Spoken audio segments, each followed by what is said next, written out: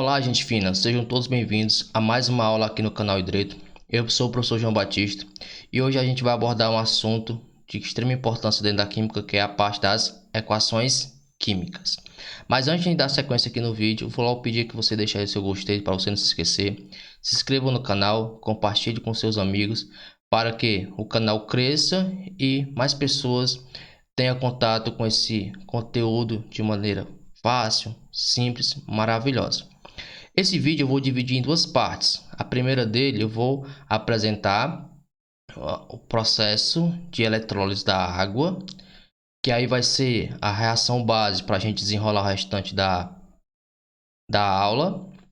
E ainda nessa primeira parte do vídeo eu vou abordar a parte da simbologia utilizada na química. Já na segunda parte da aula, eu vou estar abordando a parte de equação química mais profundamente. Então, estou indo de passo a passo, que é para você não ficar com nenhuma dúvida. E para melhor mixar a teoria com a prática, a gente tem aí a parte experimental, e tem a explicação, e tem também as resoluções de exercício. Então, fica aí com o vídeo que eu gravei sobre a parte da eletrólise da água e na sequência, assista a parte 2 desta aula. Para realizar esse experimento, a gente vai precisar de um becker, bicarbonato de sódio, aquele mesmo bicarbonato que você encontra na farmácia. Vai utilizar uma espátula. Vai utilizar 2 eletrodos. Nesse caso, eu utilizei 2 eletrodos de cobre. Então, peguei 2 pedaços de fio, né? Descasquei uma extremidade e na outra. E, claro, para a eletrólise da água, a gente vai precisar de um pouco de água, né, que a gente tem aqui na pipeta.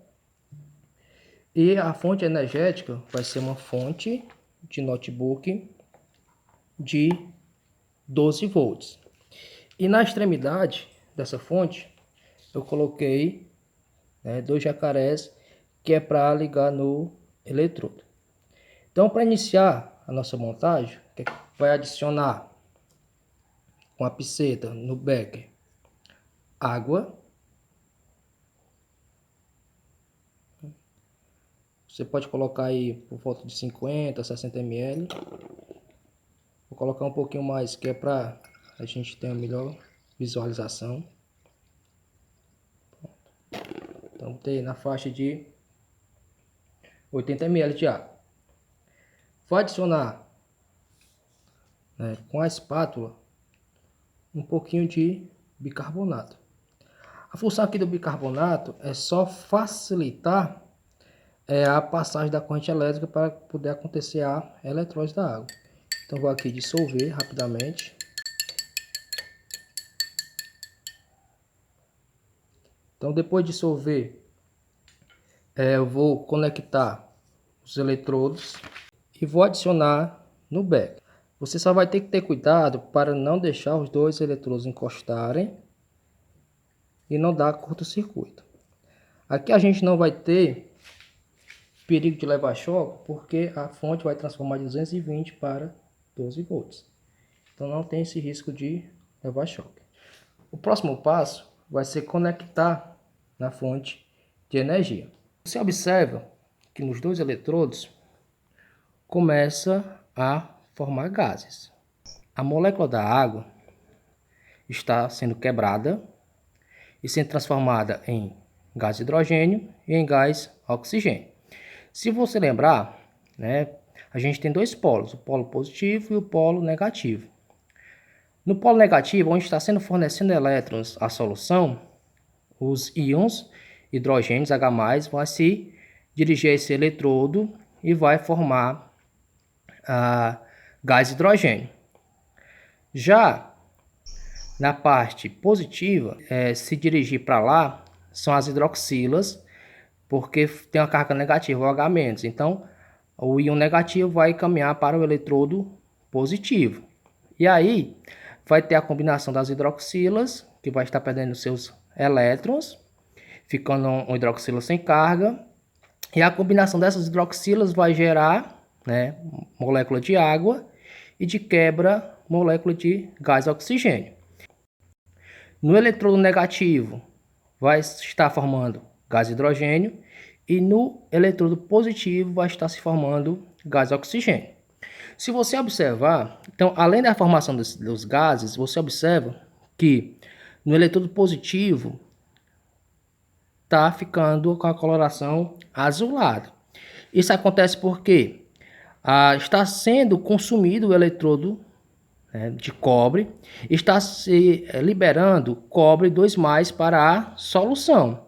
E este vai se combinar com a hidroxila, formando o hidróxido de cobre, que vai ter essa coloração aí azulada. Então observe, né, que a partir dessa eletrólise a gente vai ter formados gás hidrogênio, gás oxigênio e ainda a liberação de íons cobre na solução, formando o hidróxido de cobre. Continuando aqui com a aula, após a apresentação da eletrólise da água, a gente vai adentrar agora na parte da simbologia. E a utilização de símbolos não é algo exclusivo da química. Se a gente parar para refletir, por exemplo, as cifras musicais, elas servem de comunicação entre os músicos. Você tem lá a letra da música e a partir lá das notas, a partir do campo harmônico, você vai ter a condição de tocar determinada música. E essa representação, essa simbologia, para quem não conhece de música, pode ser estranha, mas para quem aprende a linguagem, facilita demais o processo, por exemplo, de você tocar a música, né? Mesmo que seja a primeira vez que você entre em contato, mas você sabendo o campo harmônico, você consegue se virar bem. A mesma coisa a química. A química ela utiliza uma simbologia própria. Para representar o nome dos elementos, né, você vai utilizar os símbolos, que geralmente é uma letra maiúscula ou uma maiúscula e uma minúscula. Aqui a gente tem representado 3 elementos: o hidrogênio com o símbolo H, carbono com o símbolo C e o oxigênio com o símbolo O. Não necessariamente a primeira letra vai ser o nome do elemento. Por exemplo, potássio, o símbolo é K, porque vem derivado do latim kalium. Não necessariamente, obrigatoriamente, sempre o símbolo do elemento vai coincidir com a primeira letra do nome do elemento, ou as 2 primeiras letras. Isso está relacionado porque a maioria das palavras, a maioria dos nomes dos elementos tem origem ou latina, do latim, ou do grego. Para representar as substâncias, né, existe, é claro, o nome, mas também tem uma forma de representar, que nesse caso pode ser uma fórmula molecular, ou uma fórmula iônica, ou ainda fórmula mínima. Qual a diferença? Aqui a gente tem o etanol, aquele mesmo álcool que você tem no posto, é o mesmo álcool que você compra na farmácia para limpar ferimentos, é o mesmo álcool 70, que hoje está sendo muito utilizado para asepsia, principalmente para matar o SARS-CoV-2, o causador do Covid-19. E a diferença, né, destes álcoois que eu citei é só apenas a concentração. Isso vai depender muito da utilização.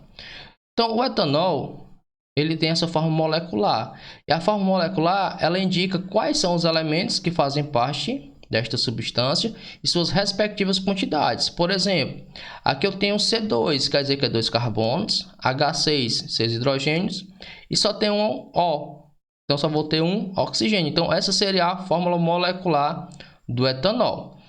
O que é que vai gerar a fórmula molecular? Se a ligação existente entre os elementos for do tipo covalente. Mas já se essa ligação entre os elementos for do tipo iônica, eu vou estar formando agora a fórmula iônica ou então a fórmula mínima. Aqui a gente tem um exemplo do cloreto de sódio, que é o sal de cozinha, tendo a fórmula iônica ou a fórmula mínima NaCl. Então, para a gente finalizar essa primeira parte do vídeo, vou resolver essa questãozinha aqui com vocês. Diz o seguinte: a decomposição de carnes e peixes pela ação de bactérias resulta na formação de uma substância chamada de cadaverina. O odor dessa substância é bem desagradável. A fórmula molecular da cadaverina é Então vamos aqui. A gente tem a fórmula estrutural plana, em que apresenta todos os elementos e todas as ligações. Para determinar a fórmula molecular, a gente vai contar a quantidade de cada elemento. Vou olhar aqui, carbono eu tenho 1, 2, 3, 4, 5.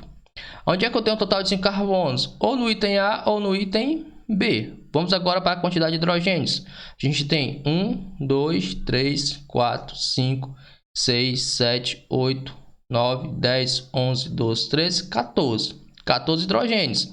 A gente tem onde aqui? No item A. Quantos nitrogênios? 1 nitrogênio, 2 nitrogênio. Então a resposta certa seria o item A. Então, gente fina, finalizando agora essa primeira parte do vídeo. Agradeço você que assistiu o vídeo todo. Peço que você deixe aí seu gostei, que é muito importante para o canal. Compartilhe com seus amigos. Se inscreva, que você vai dar uma força muito grande, né? Não custa nada você clicar no botãozinho aí, você não vai ter nenhum gasto financeiro, né? É só um apoio. Comente aí embaixo nos comentários, diga o que você gostou, o que é que precisa ser melhorado. E lembrando que esse vídeo tem continuação, então na aula 2 a gente vai retomar mais especificamente as equações, explicando o que aconteceu, né, quimicamente na eletrólise da água. Vamos finalizar com alguns exercícios. Então, até a próxima aula.